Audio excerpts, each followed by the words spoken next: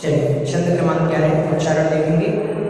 दृष्ट्वा भवन्तमनिमेष विलोकनीयं नान्यत्र दोषमुपयामि जगस्य चक्षुः विद्वापयशशिखरद्युतिदुग्धसिन्धो जलनिधेरसितुं कईक्षे।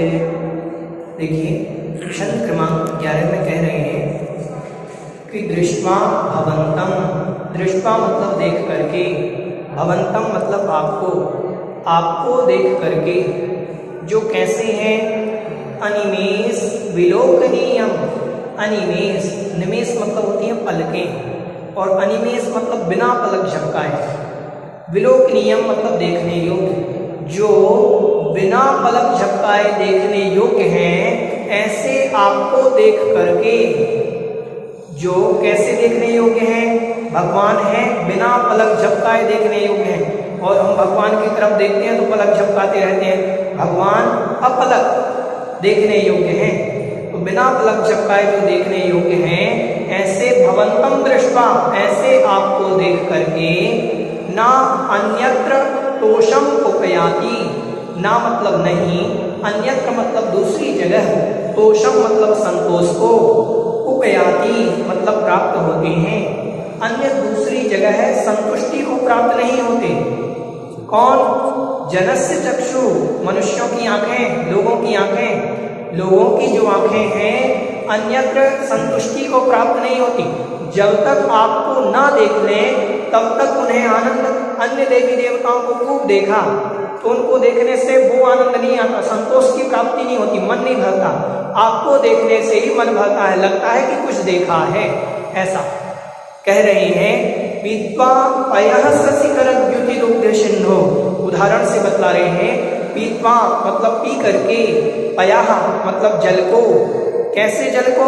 शशिखरद्युति, जिसकी द्युति मतलब कांति, शशिकर मतलब चंद्रमा की तरह है, जिसकी कांति चंद्रमा की तरह है, ऐसे जल को पी करके, कहाँ का जल है वो? दुग्ध सिंधु, क्षीर सागर का, ऐसे उस क्षीर सागर के जल को पी करके, क्षारम जलम, क्षार सागर के जल को, जल निधे जो समुद्र है, कौन सा? लवण समुद्र, जो खारा पानी भरा हुआ है जिसमें, तो लवण समुद्र के खारे पानी को रसितुम, रस लेने के लिए, पीने के लिए का इच्छा, कौन इच्छा करेगा? जिसने क्षीर सागर का मीठा पानी पी लिया हो उसको खार सागर का पानी अच्छा नहीं लगेगा। हमारे भगवान क्षीर सागर, अन्य देवी देवता खार सागर, ठीक है क्या? सही बात है। अब जो क्षीर सागर का पानी पी लिया उसको खारा पानी अच्छा लगेगा क्या? समझ में आ रहा है? तो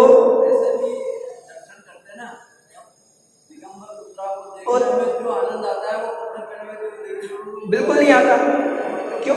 देखो दिगंबर मुद्रा का फायदा, दिगंबर मुद्रा और वीतराग रागी मुद्रा में बहुत अंतर है। आप उनकी प्रतिमाओं को खरीदने जाओ कभी, ये प्रतिमा मान लो इतनी बड़ी प्रतिमा उनकी बनवानी हो पद्मासन में, तो उनकी प्रतिमा आपकी जितनी कॉस्ट पड़ेगी ना उससे आधे में आ जाएगी उनकी प्रतिमा, आपकी दुगने में आएगी। क्यों आएगी?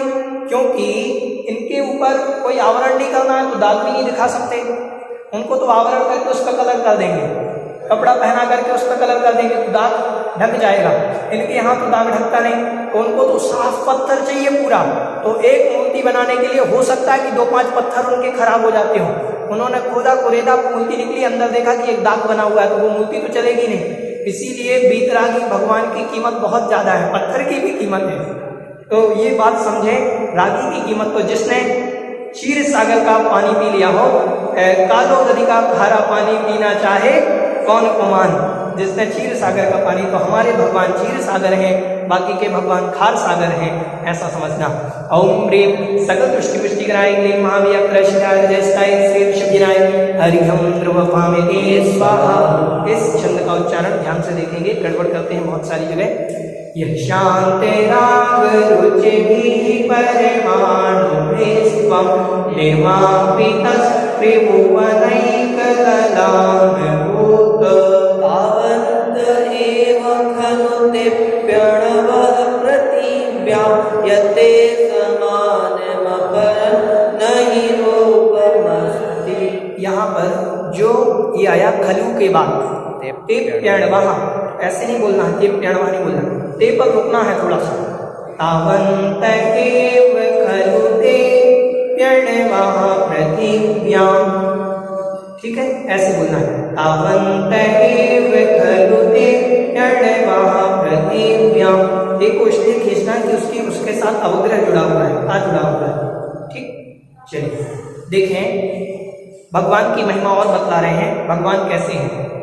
यह शांत राग रुचि भी, यह मतलब जिनके द्वारा, जिनसे, शांत राग जो राग से रहित हैं और रुचि भी अच्छे लगने वाले हैं, परमाणु भी उन परमाणुओं के द्वारा, किन परमाणुओं के द्वारा, जिन परमाणुओं में राग नहीं है, राग द्वेष आदि जिन परमाणुओं में नहीं है, और रुचिकर मतलब अच्छे लगने वाले, सबसे अच्छे जो परमाणु थे, जो राग द्वेष से शांत मतलब रहित थे, ऐसे उन परमाणुओं के द्वारा त्वं निर्मापितः, आपका निर्माण हुआ है। आप किनके बने हुए हो, तो कहा उन परमाणुओं से आप बने हुए हो जिन परमाणुओं में राग द्वेष नहीं है, जिनमें सबसे अच्छे लगने वाले, रुचिकर, सबको अच्छे लगने वाले परमाणुओं से आपका निर्माण हुआ है। हे त्रिभुवन एक ललाम भूत है, हे तीनों लोगों के एकमात्र, ललाम भूत मतलब सर्व सुंदर, ललाम भूत मतलब सर्व सुंदर, सबसे सुंदर तीनों लोगों में एकमात्र हो। त्रिभुवन एक, तीनों लोगों में मात्र एक ही हो तुम, जो सबसे सुंदर हो, और कोई आप जैसा सुंदर नहीं है, क्योंकि आपका निर्माण ऐसे परमाणुओं से हुआ है जो लोक में है ही नहीं। ठीक, उदाहरण से समझा रहे हैं यहाँ पर। तावंत एव खलु ते प्यणवः पृथिव्याम्, तावंत एव, तावंत मतलब उतने ही, एव मतलब ही, उतने ही थे, खलु मतलब निश्चित रूप से उतने ही थे, ते मतलब वे कौन, अपि मतलब भी, बे अणु भी, अणवाहा बे अणु भी उतने ही थे। कहाँ पर, पृथिव्याम, इस पृथ्वी पर, जिनसे आपकी देह बनी भगवान, वो अणु इतने ही थे इस पृथ्वी पर। इसीलिए यत मतलब क्योंकि ते समान अपरम नहीं रूपमस्ति, आपके समान अपरम मतलब दूसरा रूप नहीं है, इसीलिए तो आपके समान कोई दूसरा ना रूप नहीं है। आप जिन परमाणुओं से बने हो वो परमाणु उतने ही थे। हर पत्थर में भगवान बनने की शक्ति नहीं होती। पत्थर तो बहुत निकाले जाते हैं खदान से, तोड़ते तोड़ते वो टूट जाता है, फिर उसका पिलर बनाना पड़ता है। निकाला मूर्ति के लिए तो पिलर बनाने के काम आया, दीवार बनाने के काम आया, समझ रहे हो। हर पत्थर में भी भगवान बनने की योग्यता नहीं होती। पत्थर नरम होता है, सॉफ्ट होता है, उसमें एनर्जी होती है जो भगवान बनते हैं जिन पत्थर में।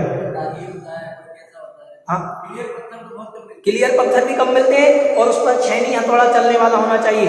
भगवान के यहाँ कान के यहाँ छेद कर रहे थे बनाने के लिए, वो पत्थर ही टूट गया, वो बन ही नहीं रहा। तो वो पत्थर भी विशेष पत्थर होता है जिनसे भगवान बनते हैं, समझ रहे हो। अणुओं से आपका निर्माण हुआ है, बिल्कुल आपका निर्माण है ही नहीं, दो बन ही नहीं सकते। इसीलिए तो हे भगवान, यते समान ब्रह्म नहीं रूपमस्ति, आपके जैसा किसी का रूप इस दुनिया में नहीं है, ये समझना चाहिए। पर तो एक लौकिक भाषा में भी, लौकिक दृष्टि से भी देख सकते हैं कि पत्थर भी भगवान की प्रतिमा का पत्थर अलग होता है। आपके लिए मार्बल चाहिए, दीवार में लगाने चाहिए, पत्थर नॉर्मल चल सकता है, इस पर वो नॉर्मल पत्थर नहीं होता, वो विशेष पत्थर जो भी कारीगर बनाते हो विशेष पत्थर चाहिए होता है। ओम ह्रीं वांछित पुरुषोत्तम महावीर दर्शिताय दर्शिताय श्री शक्तिनाय अर्घं द्रवपामिति।